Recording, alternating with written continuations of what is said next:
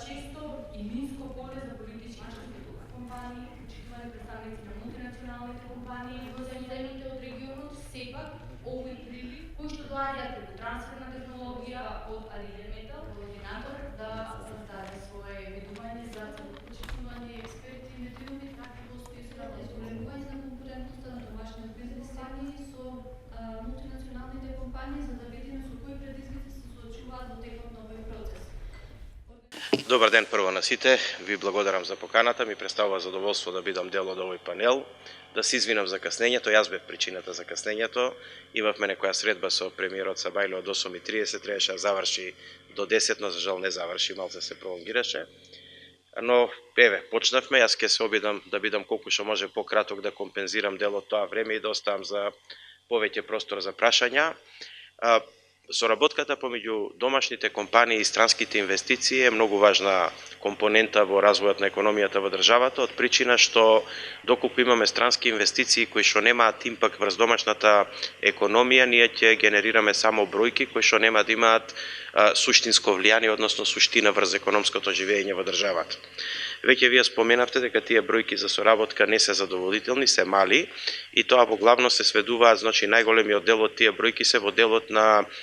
како да кажам, услугите кои што и немаат алтернатива странските компании од каде да ги земаат, како на пример снабдување со електрична енергија, снабдување со вода, храна, газ и така натаму, но тоа не е суштината, значи тоа се работи кои што по дефиниција тие мора да ги купуваат во државата, бидејќи нема друга алтернатива, но суштината е да компонентите кои што тие ги вградуваат во своите производи, колку што може повеќе да бидат произведени во домашните, односно во македонските фирми. И тука, значи, резултати треба да има подобри и тука практично јас лично не сум задоволен од резултатите, но тука има неколку причини за таа работа. Првата причина за таа работа е што еден добар дел од фирмите кои што се присутни во Македонија како странски инвестиции, тие се во средината на ланецот на снабдување, да кажам, и тие немаат голема слобода да менуваат, значи, своји подизведувачи или сабконтрактори, доколку од тоа не им биде дозволено од крајните купувачи. И тука, да речеме, имаме добар дел од компаниите кои што се занимаваат со кабли за автомобилска индустрија, они имаат многу лимитирани можности, бидејќи и да сакаат, и да најдете вие македонски изведувач или подизведувач кој што ќе понуди добра цена, ќе понуди добар квалитет, тие мора да поминат низ фаза на сертификација и таа фаза на сертификација трае, значи, долго и некој пат нив им е неисплатливо визави ефектот или бенефитот што ќе го добијат, бидејќи на крај сепак тие зборуваат за свој профит и бенефит, што е нормално во бизнисот и така да тука, значи, веројатно голем простор нема што и да направиме. Каде има голем простор? Голем простор има во компаниите каде што произведуваат готови производи. Тука еден добар пример е, на пример, Ван Хол, кој што, бидејќи тој ја произведува готов производ во Република Македонија автобус, тој ја има слободата да наоѓа подизведувачи толку колку што може, значи, и тука мислам дека има простор колку што може повеќе компании во Република Македонија да бидат вклучени и Ван Хол веќе тој процент секоја година се повеќе и повеќе го расте, што е за поздравување, значи, на соработка помеѓу они како компанија и нормално домашните подизведувачи, значи почнаа прво со металните конструкции, па после се премина и на други елементи, плексиглас, стаклопластика и така натаму, значи све што може да најдат на македонскиот пазар. Тука измеѓу се некаде компаниите кои што произведуваат, да речеме, полупроизводи или цели склопови за автомобилската индустрија, како што се Маккар, Костал и така натаму, тие се некаде измеѓу во таа структура и тие би можеле веројатно со поголем напор да купат повеќе компоненти во Македонија, меѓутоа тука доаѓаме до следниот проблем, а следниот проблем е треба и македонските компании да бидат со капацитет и со ниво на квалитет, цена, надежност, конкурентни, значи, на тој пазар. Значи, доаѓаме до прашањето на конкурентноста на македонскиот пазар или на македонските компании. За конкурентност нема голема филозофија. Значи, секој кој што се занимавал со производство, а јас сум организирал производство 20 години уназад и ми е многу јасно дека за да вие бидете конкурентни, треба три работи да направите. Прво, да имате современа технологија, Значи да имате пристап кон современи машини и технологија, бидејќи не можете без најнови машини и најнова технологија да правите квалитет кој што ќе се мери и надпреварува со светот, каде што таа технологија ја имаат. Тоа е значи прво. Втората работа која што треба да ја имате, да имате ноу-хау да работите со таа технологија, значи треба да имате знаење за таа работа. И трета работа е да вие си го организирате производството, односно да си организирате контрола на квалитетот, да си организирате, да поставите една корпоративна организација во вашата компанија.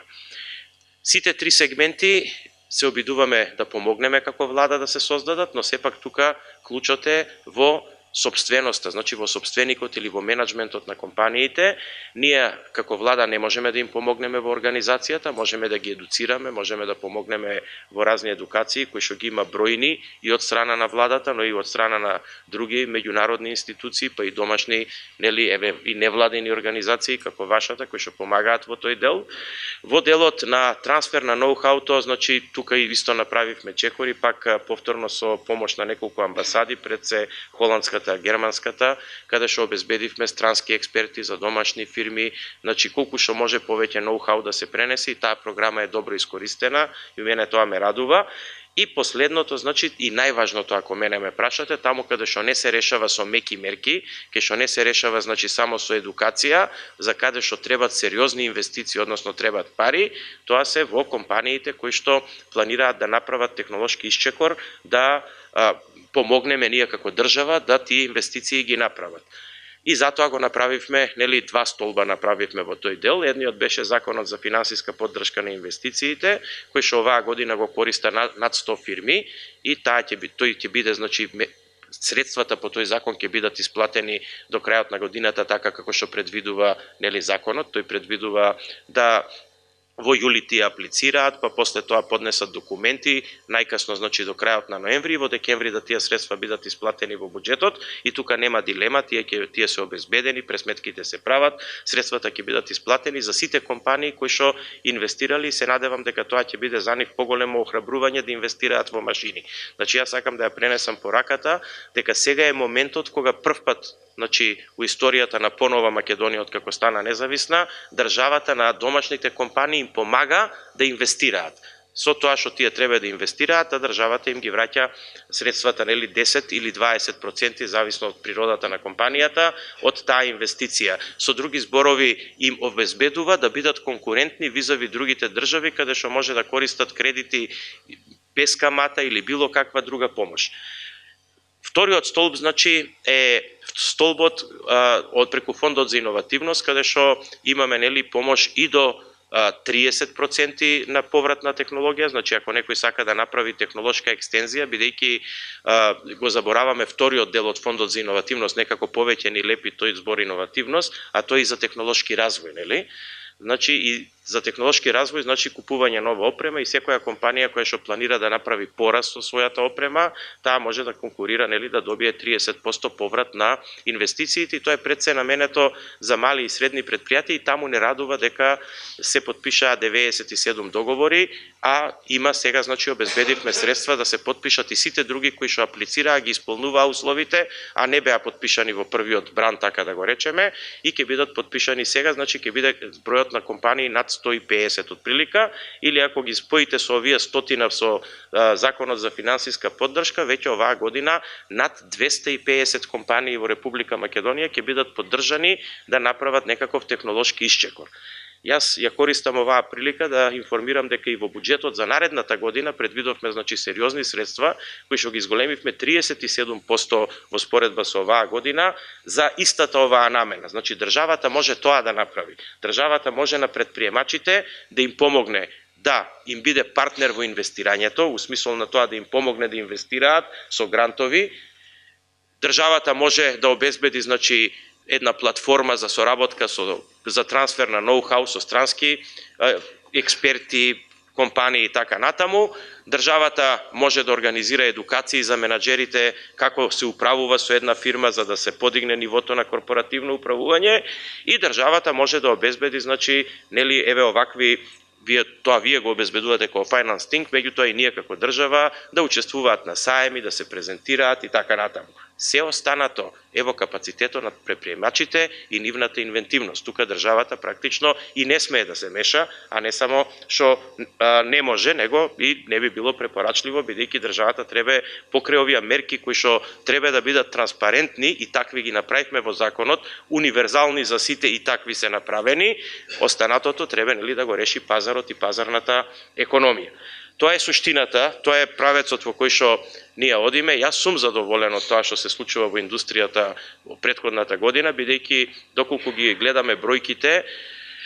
во индустријата тие се охрабрувачки. Значи индустријата расте, значи со сериозен процент од 6-7%, ќе видиме на крајот на годината колку ќе биде, но до сега бројките кажуваат 6 до 7% раст во индустријата, покажуваат раст на 14% на нето извозот, а 10% значи 14% пораст на извозот, 10% пораст на увозот, што значи имаме 4% нето позитивен ефект што треба да остане во државата, а точно оваа соработка, значи со домашните компании, треба овој нето ефект, значи разликата од растот на извозот према растот на увозот да се таа разлика зголемува, заради тоа што тоа е тој процент кој што останува како ефект во државата, и тоа е тоа што практично се појавува како порасти на македонската економија, а ќе го видиме покасно и преку бројките на растот на бруто домашниот производ. Ако земеме со тоа дека индустријата учествува во бруто домашниот производ зависно од година во година меѓу 10 и 12%, практично раст од 7% само во делот на индустријата влијае 0,7% на растот на вкупниот бруто домашен производ во државата, што не е многу тешко да се пресмета, ако се има во глава математичкиот модел на креирање на бруто домашниот производ и факторите кои што на тоа влијаат. И тука сакам само уште еден момент да додадам, а тоа е моментот на практично на мултипликаторите. И видите, вие кога ќе направите една инвестиција, многу е битно како таа инвестиција се мултиплицира преку македонската економија, или на вака да речеме на тие кои што би сакале многу поедноставно да ги сватиме работите, е тоа дека ние треба да направиме колку што може поголем обрт во македонската економија. Тоа се прави ако тие средства се колку што може повеќе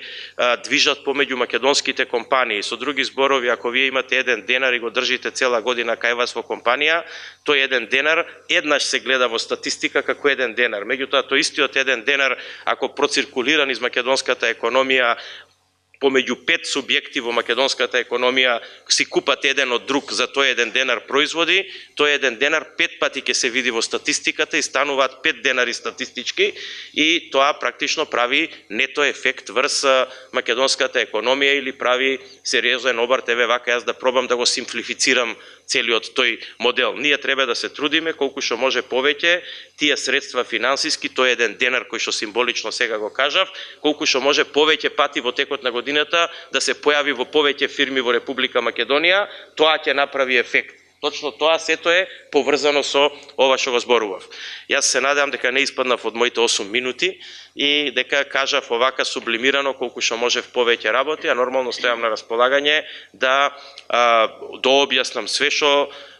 ќе има интерес од публиката, секако и од медиумите, но она што е суштински што сакам да го кажам, дека ние како влада све што мислевме дека можеме да направиме, го преточивме преку програми, го преточивме преку законска регулатива, обезбедивме средства во буџетот за тоа, и тоа е тоа што може влада да направи. Ако некој има предлози, па еве и на вакви дебати